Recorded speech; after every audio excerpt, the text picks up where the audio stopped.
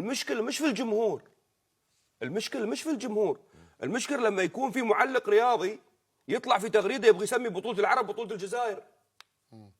شو هاي العنصريه اللي عنده؟ مع كامل احترامي، هاي بطوله تجمعنا، ما تجمعك انت بروحك.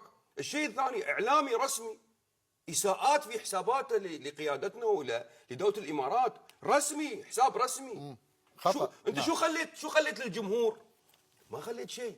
لذلك انا اقول لك يا الشيء اللي يجمعنا نحن في كره القدم يجمعنا ما يفرقنا بالضبط. لكن انا اتكلم الان عن طبقه اعلاميه. نعم. اعلامي معلق رياضي عارف نفسه، اساءات ما بعد اساءات، همز ولمز على طول. خليك في الرياضه. ضد دول للاسف، مش بس ضدنا، ضد دول خليجيه والدول العربيه. صحيح. ليش هالشيء؟ يعني نحن ما نعرف، حد يعلمنا. طيب. فنحن اليوم نرتقي باخلاقنا. الاحترام لا يدل على الحب، إنما يدل على حسن التربية.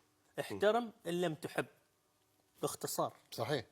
حتى نفس الاسطوانه هي المشروخه، منتخب مجنس. طيب يعني حتى المنتخبات الثانيه مجنسه وخذوا بطولات كاس العالم او بطوله اوروبا او البطولات الثانيه.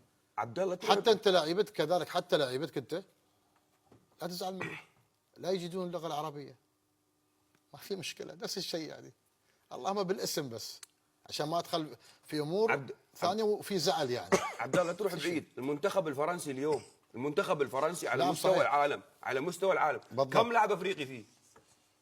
عربي، بابي كم وعثمان لاعب ديمبلي عربي فيه. فيه؟ كم لاعب عربي فيه؟ كم لاعب جزائري فيه؟ اثنين فيه. صحيح. منتخب 98 كم لاعب جزائري فيه؟ بالضبط. كم لاعب افريقي فيه؟ نعم. هذا اللي يتكلم في الاصل وتجنيس، هذا انسان للاسف اقول لك اياه ما عنده فكر في الاحترام والتربيه.